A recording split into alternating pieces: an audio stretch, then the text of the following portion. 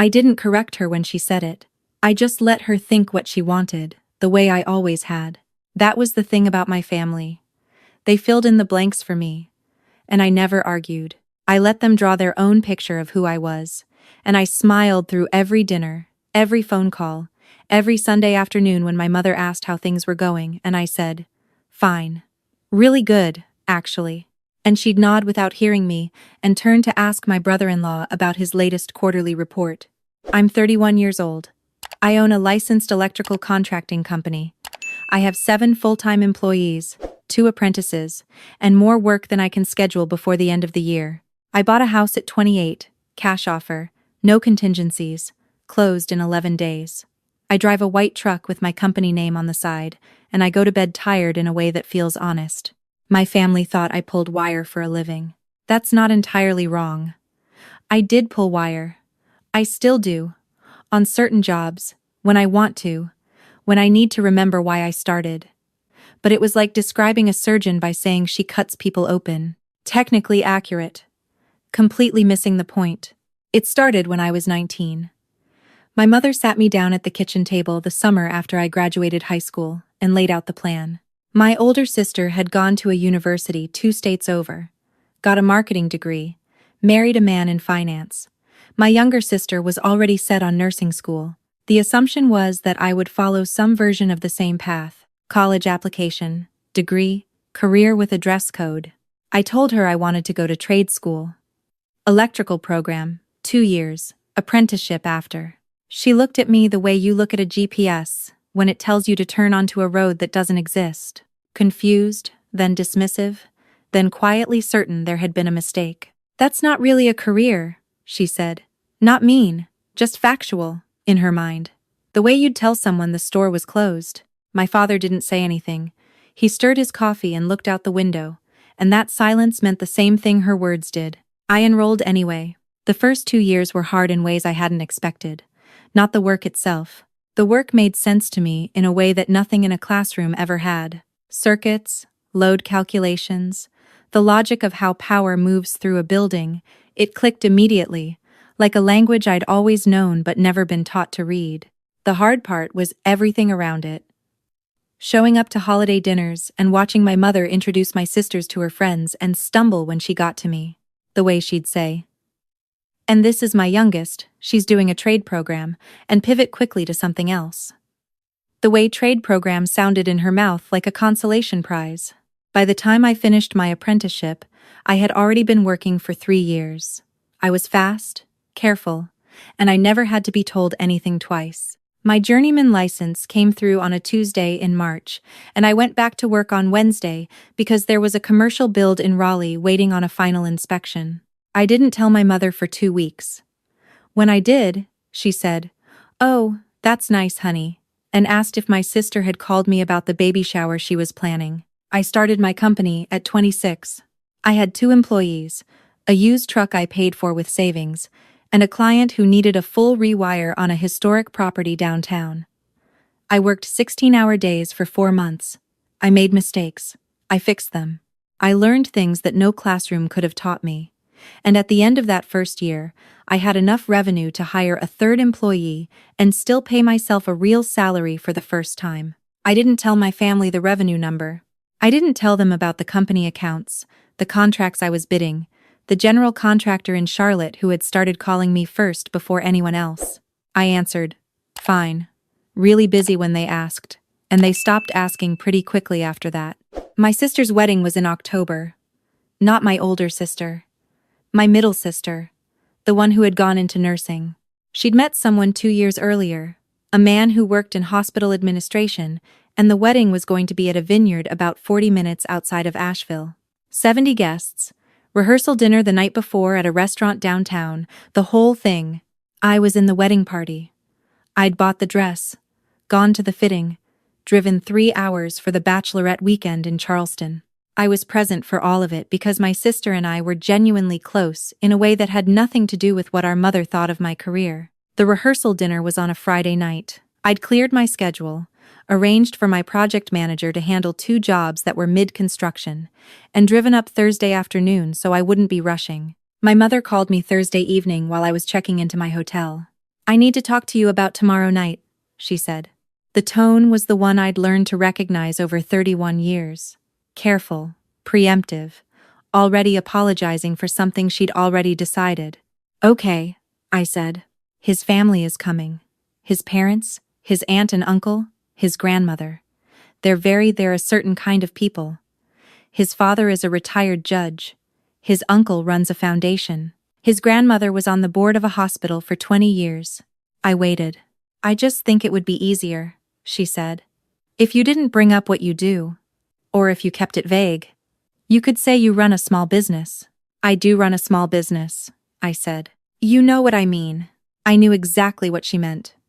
She meant that a woman in her early 30s who owned an electrical contracting company was a punchline waiting to happen at a table full of people who measured worth in titles and institutions. She meant that she was afraid I would embarrass her.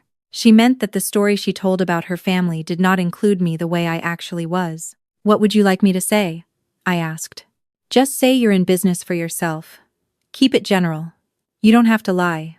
I said, okay, Mom, and hung up and sat on the edge of the hotel bed for a while. Here is what I did not tell her. 3 months earlier, my company had been hired as the primary electrical contractor for the renovation of a boutique hotel property in downtown Asheville.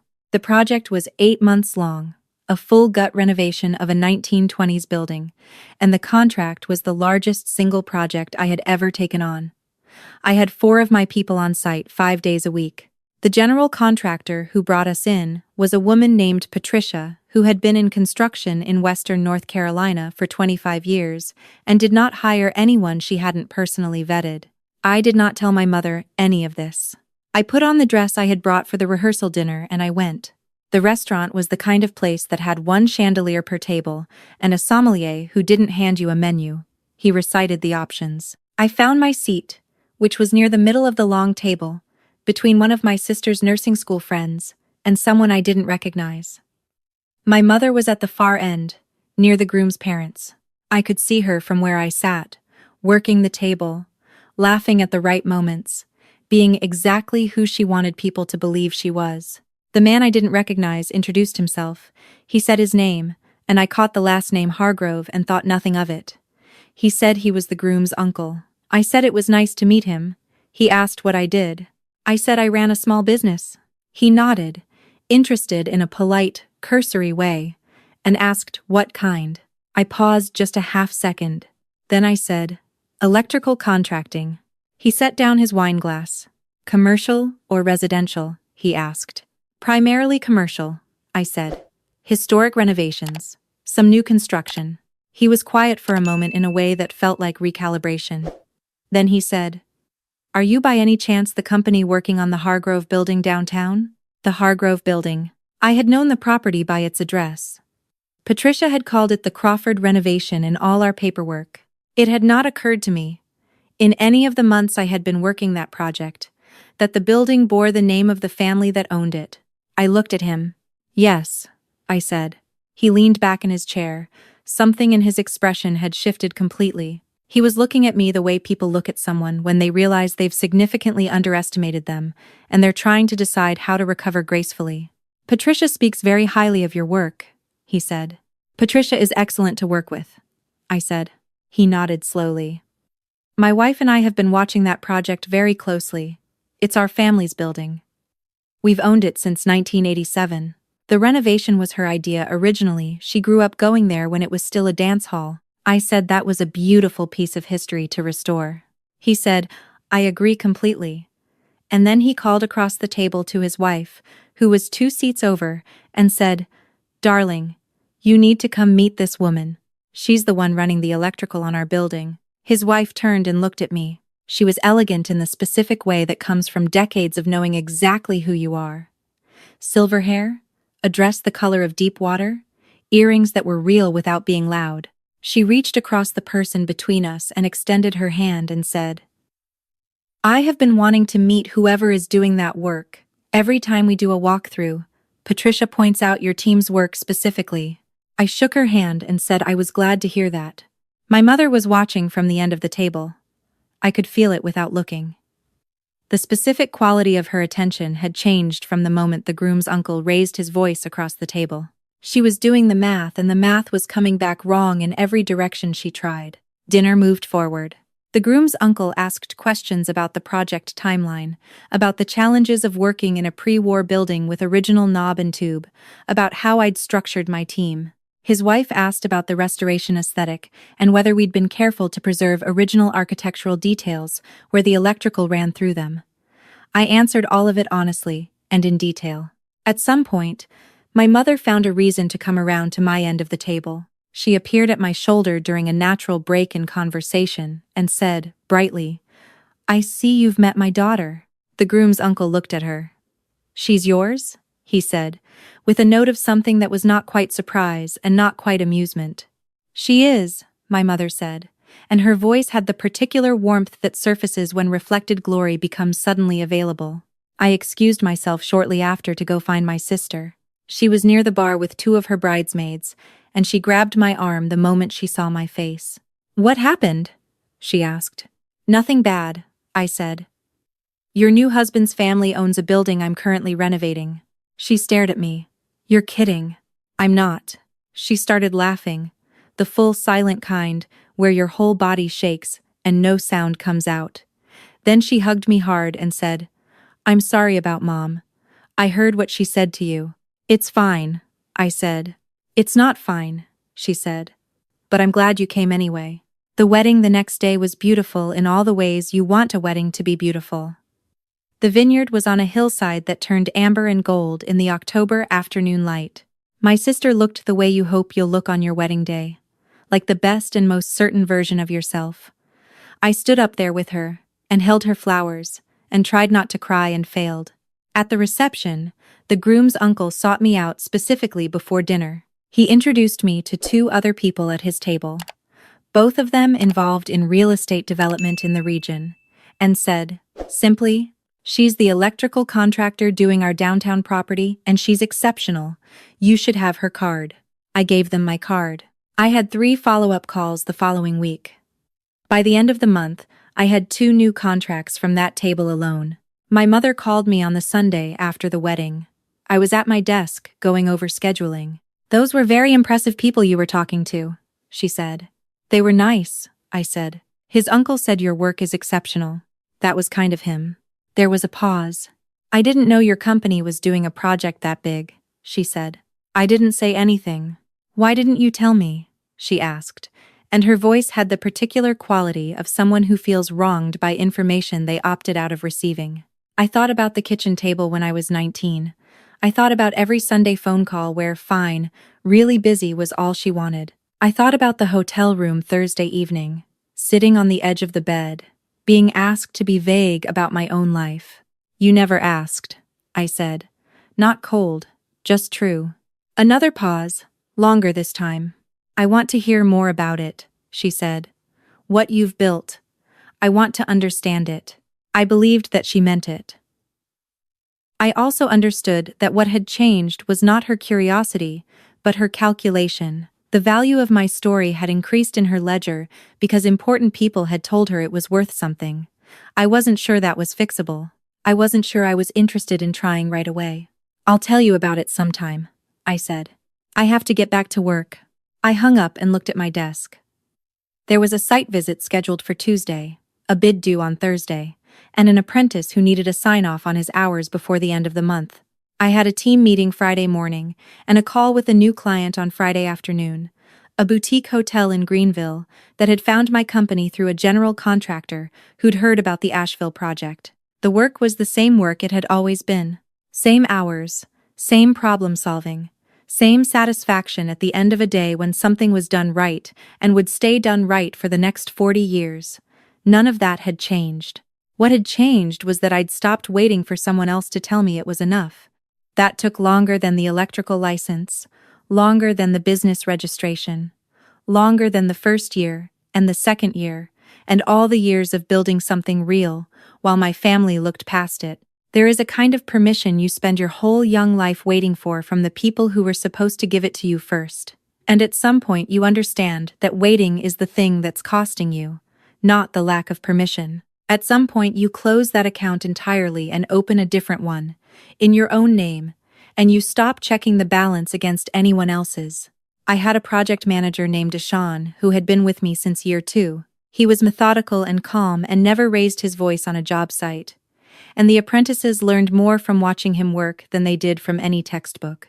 I had an electrician named Rosa who had come to the trade at 34 after a decade doing something else entirely, and who was, without question, the best rough-in carpenter I had ever seen. I had a bookkeeper named Helen who called me every Friday at 3 o'clock to tell me exactly where we stood financially because she believed that knowing the number was the only way to respect it. These people had chosen to build something with me. That was the architecture that held. Everything else was decoration. I drove to the Asheville site on a Tuesday in early November, a few weeks after the wedding.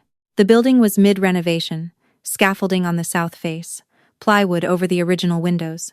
My team had been on site since 7. I parked and put on my hard hat and went in through the side entrance. Deshaun met me in the lobby with the clipboard. "Walkthrough was yesterday," he said. "Patricia said the third-floor rough-in is the cleanest she's seen on any project this year." I nodded and took the clipboard. "Also," he said, "the owner's wife stopped by." I looked up. "She brought coffee," he said. "Good coffee. And she asked if we'd be available for a second phase once this one closes out." I handed the clipboard back and looked around at the building. Original plaster walls where we'd been able to keep them.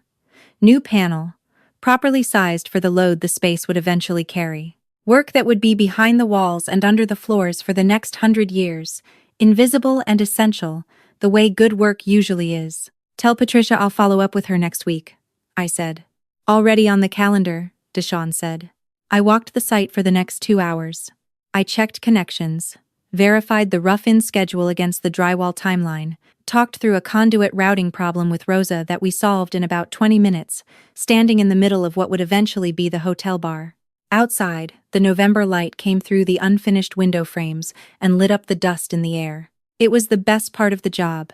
Not the contracts, not the revenue, not the moment at the rehearsal dinner when the right people finally said my name the right way. This, the inside of a building mid-transformation when it was all structure and possibility and the smell of new lumber. This was what I'd been trying to describe for 12 years to people who didn't want to hear it. I didn't need them to hear it anymore. On the drive home, my phone rang through the truck speakers. Unknown number, Asheville area code. I picked it up. A man introduced himself. He said he was a developer, that he'd been given my contact information by a mutual acquaintance at a recent event. He said he had a property in downtown Asheville, a former textile building, 4 stories, that he was planning to convert into mixed-use commercial and residential. "We're in early planning stages," he said. "But I wanted to get your name in front of the project now. I've been told you're the best electrical contractor in the region." I merged onto the highway and turned the volume up slightly. "I appreciate that," I said. "Tell me about the building." He started talking. I listened the way I always listened, carefully, noting the details that mattered. The scope, the timeline, the structural realities of a century-old building being asked to carry modern load. I asked the right questions. He answered them well. By the time I pulled off the highway toward home, we had agreed to a site visit the following week.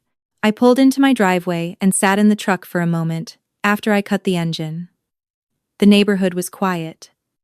My house was dark, except for the porch light I'd put on a timer. A house I owned, in a neighborhood I'd chosen, bought with money I'd earned doing work that I was proud of. My phone buzzed. A text from my sister. Photos from the photographer came in. "You look beautiful. Thank you for being there." I looked at the message for a moment. Then I went inside, made dinner, and went to bed early because there was a site visit at 7 in the morning and I was never late. Some things resolve themselves without a confrontation, without a speech, without anyone standing up and saying the thing that needed to be said. Sometimes the resolution is quieter than that. Sometimes it looks like 2 people at a dinner table, and the right person asking the right question, and the answer landing exactly where it needed to land. My mother called again the following month. Not on a Sunday. On a Wednesday, midday, which was unusual. "I've been thinking," she said. I waited. "I want you to know that I'm proud of you." A pause. I don't think I've said that enough. Or said it the right way. I was sitting at my desk with the bid documents for the textile building open in front of me. Thank you, I said. I didn't understand what you were building, she said. I don't know what I thought. That it was a job. Not a career, not a company. It's okay, I said. I'd like to see it sometime, she said. If you'd be willing to show me the project you're working on.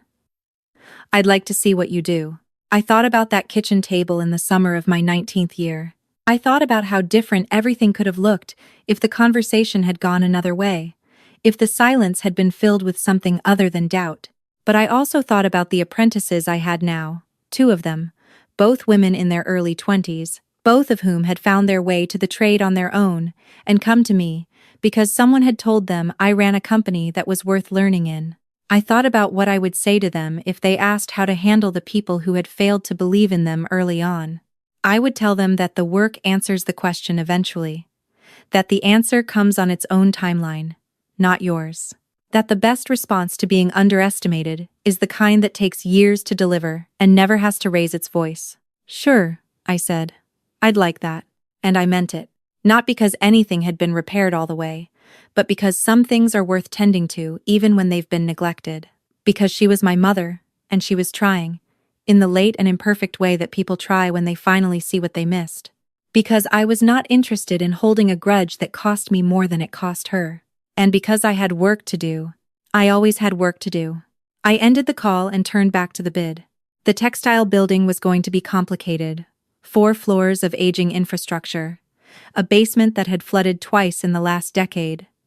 Original windows that the developer wanted preserved wherever possible. It was going to take everything I had learned, and some things I would have to learn on the job. I couldn't wait.